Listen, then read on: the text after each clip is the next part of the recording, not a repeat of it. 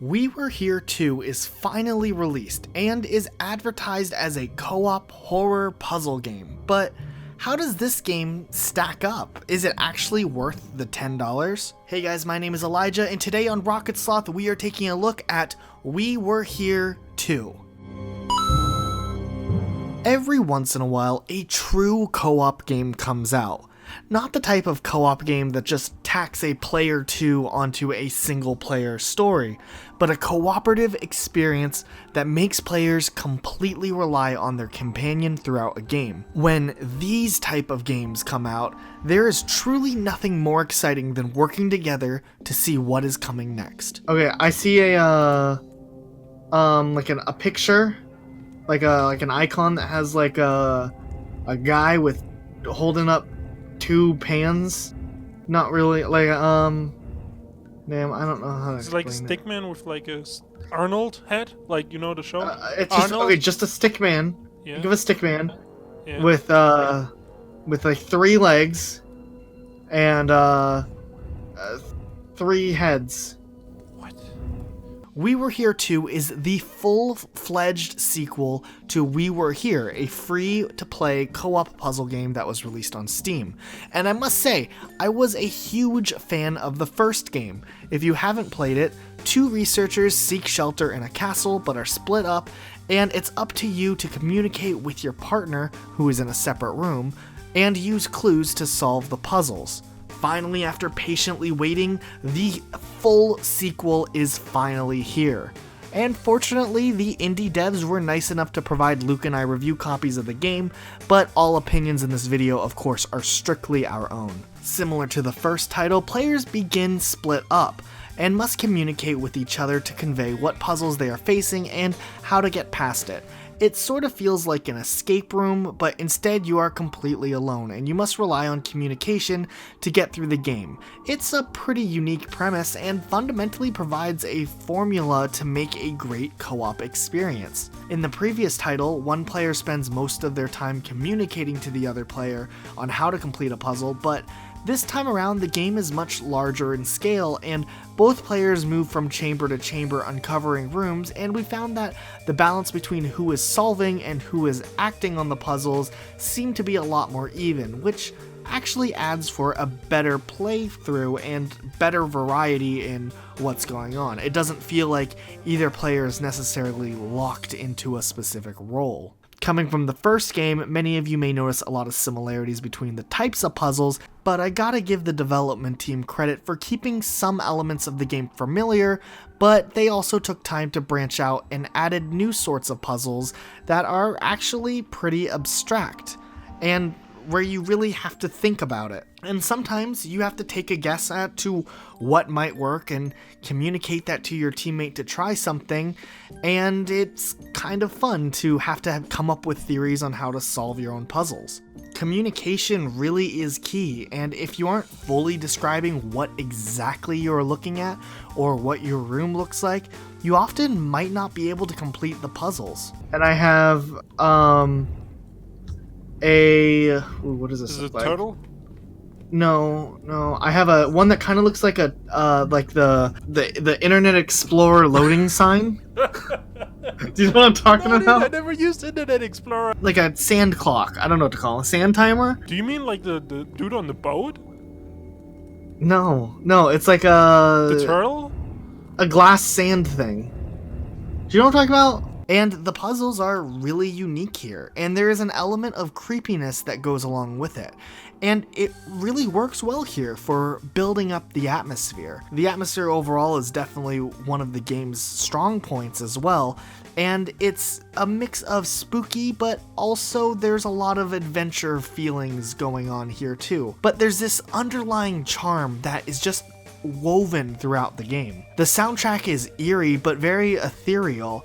It almost has this low-level driving force that constantly made us feel like we were actually in the game, in this situation, and we got excited and nervous, trying to figure out what exactly we had to do. There's always this impending soundtrack that works so well here, whether it's to get your heart pumping because you are on a time limit, or there's some larger global sound that goes along when you are uncovering new areas. The mystical soundtrack is great, even if some of the tracks are reused or recomposed from the first game. In some cases, the music kinda loops on and it's not as seamless as it could be, but it isn't anything bad. The music never gets too annoying, and you have the option at least to adjust the volume, so it shouldn't ever actually affect the core gameplay. Early on, we definitely didn't feel as spooked or creeped out in the same way we did in the first game, and we were almost willing to argue that this game simply wasn't as scary as the first one.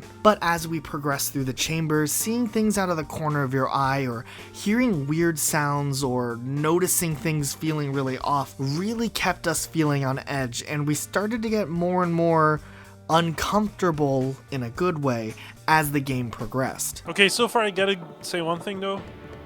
What? This is way less scary than the... What? What happened? Okay.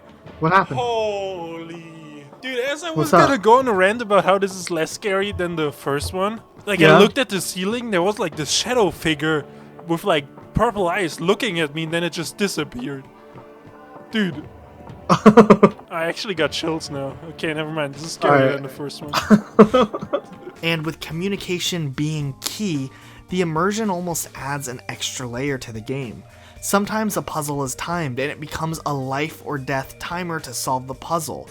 Sometimes Luke and I were screaming at each other because of bad directions, but it wasn't until we buckled down and started to take it seriously we were able to figure out the puzzle. I also have to appreciate the level of detail that went into this game, especially considering it came from an indie developer. The game fleshes out the story a lot more, which is really nice, and it's kind of cool to explore this lore surrounding the castle and the explorers, and since this game does such a good job at sucking you into the atmosphere, it really feels like you are uncovering the truth, and that sense of exploration is really appreciated.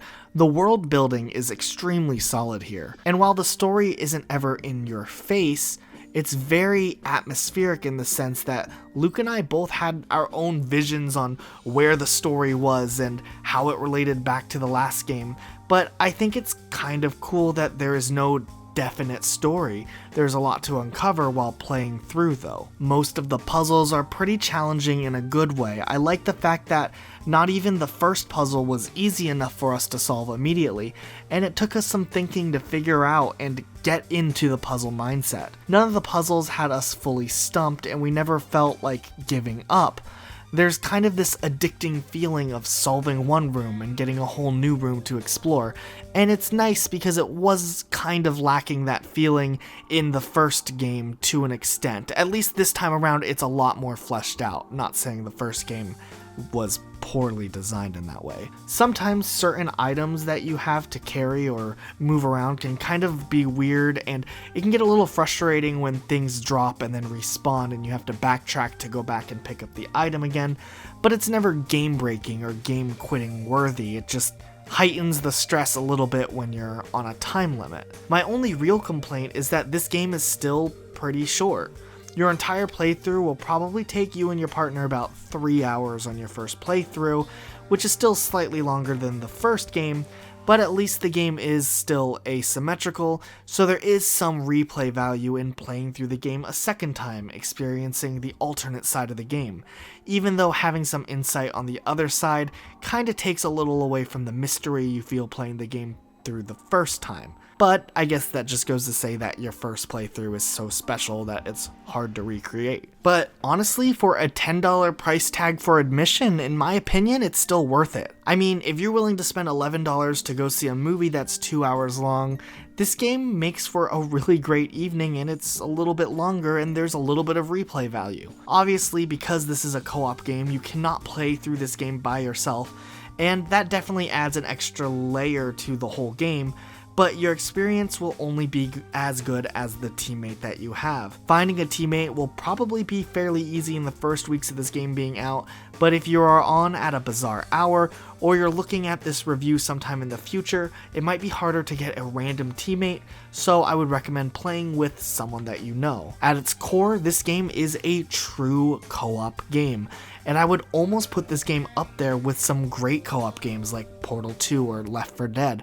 It's unique in its own way, and it's really worth a play. If you're still on the fence, you can definitely try out the first game since it's free to play, and the first game and the second game feel very much alike. You won't be lost coming from the first game to the second game, but you also won't be lost jumping right in at the second game. But with the price tag of the first game being free, there's really no reason you shouldn't try it out. Even if you've played it once before, try it with a different friend. It'll give you a good feel, and you can probably make your decision on if this purchase is right for you. But chances are, if you play through this game with a friend, you probably will really like the sequel.